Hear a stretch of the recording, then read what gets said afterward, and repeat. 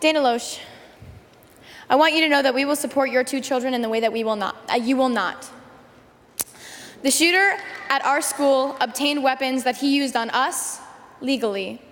Do you believe that it should be harder to obtain these semi-automatic and weapons and the modifications for these weapons to make them fully automatic like bump stocks? Well, first off, Emma, I want to applaud you for standing up and speaking out.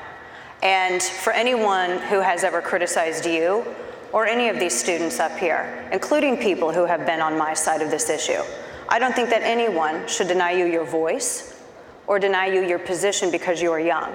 We want to thank you for that. I was a very politically active teenager, and I'm on this stage as a result of that.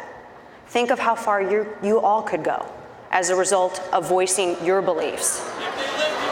Now, I want to answer your question, and I want to be allowed the opportunity, which is why I am here, to talk and have this discussion with you all and answer these questions.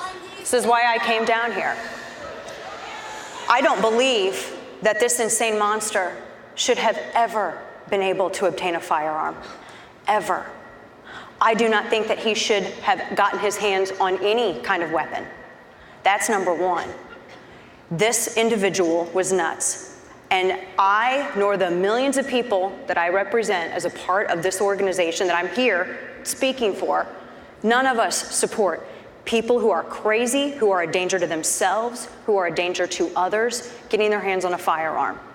And we have been for over 20 years, and I have been screaming about this, which is why I'm here, because I have kids, and I'm not just fighting for my kids, I'm fighting for you, I'm fighting for you, I'm fighting for all of you, because I don't want anyone to ever be in this position again. I want everyone to think about this for 1 second. This goes right into your question. Do you know that it is not federally required for states to actually report people who are prohibited possessors, crazy people, people who are murderers? No? We've been actually talking about that for a long time. Let me answer the question. Let me answer the question. You can shout me down when I'm finished, but let me answer Emma's question. It is not federal law for states to report convictions to the NICS system. It's not federally mandated. That's the big question, and I wish that this network had also covered this more as other media networks would have covered it. That's a huge, wait a second. You guys, if I can't hear her statement, I can't come up with a rebuttal. Please. Wait a second. Do you guys want to stop mentally insane individuals from getting firearms? You better not get one now. Yes? They have to be in the system. If they are convicted, you can convict them, you can adjudicate them mentally unfit. If a state does not report it to the National Crime Information Center, when you run that form, this madman passed a background check. How was he able to pass a background check? He was able to pass a background check because we have a system that's flawed. The Sutherland Springs murderer was able to pass a background check because the Air Force did not report that record. I think I'm just gonna interrupt you real quick and remind you that the question is actually, do you believe it should be harder to obtain these semi-automatic weapons and modifications to make them fully automatic, such as bump stocks? Well, I think the ATF is deciding about bump stocks right now. The president ordered the DOJ to look into it. I'm asking your opinion as a representative of the NRA. That's what the NRA's position has been.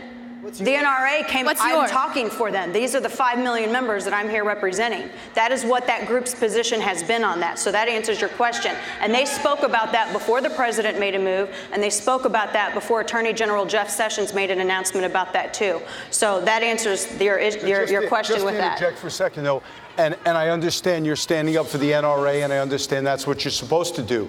But you just told this group of people that you are standing up for them. You're not standing up for them until you say, I want less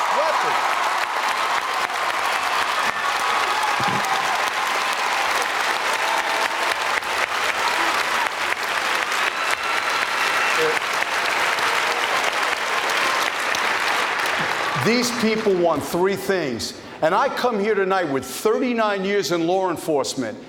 I've Baker-acted people. I've taken weapons from people. the men and women I've worked with for almost 40 years, we know how to keep America safe. Number one, we have to, you're right, we have to take weapons out of the hands of people that suffer from mental illness. We have to expand the Baker Act. We have to be able, when police encounter someone, Emma, when police encounter someone who is going through a mental illness, we don't only have to wait, or we shouldn't have to wait until they are a danger to themselves or someone else. We should be able to take them to an institution that's going to examine them and take weapons away from them right then and there at that time. And Sheriff, you're a member of the NRA, yes? No, you're not a member of the NRA. I want to bring in Diane Wolk-Rogers, who teaches AP World History. One of the victims, Carmen Chentrup, was in her class, and she has a question for Dana as well. Dana, I viewed the dead body of Carmen Chentrup, our student.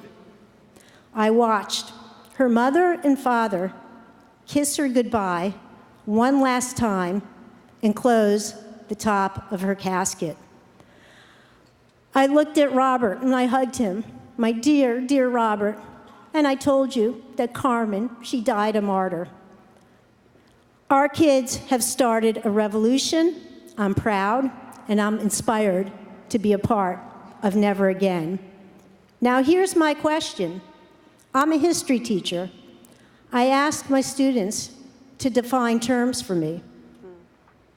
So I'd like you to define something for me, because I've wondered about it, and I want to know, what is your definition of a well-regulated militia, as stated in the Second Amendment, and using supporting detail, explain to me how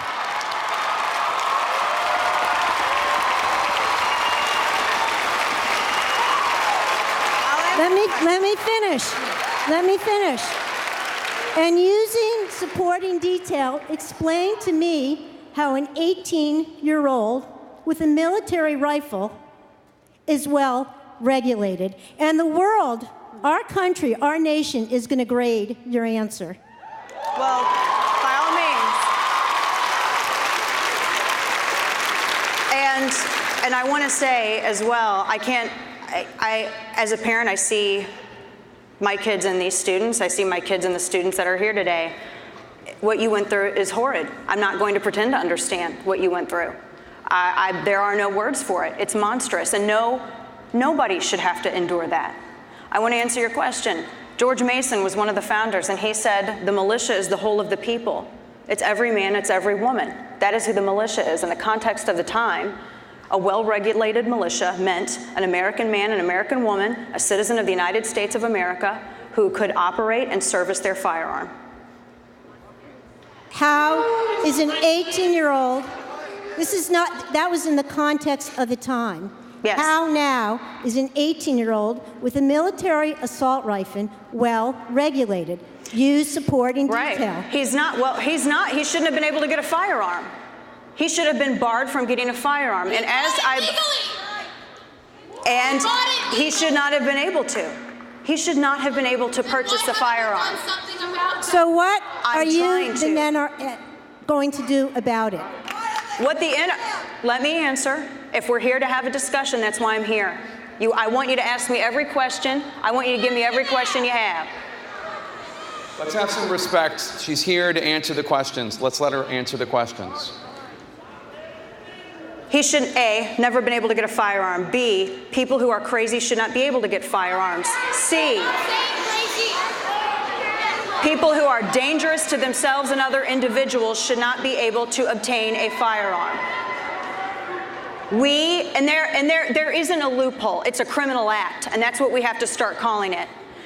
We have to start, number one, following up on red flags. 39 times in the past year, it was law enforcement or it was social services that went to this individual's home. Now, there are 2 Florida statutes. One of them, I don't know if the comment that he had put on YouTube would have qualified for you to Baker Act him, but sending messages telling other students that he was going to murder them and he was going to kill them, I would think certainly would qualify under a Florida state statute for you to have Baker Acted him.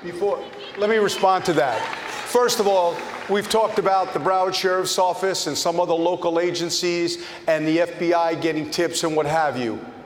America, there's one person responsible for this act. That's the detestable, violent killer. He is responsible for this act. Nobody else but him.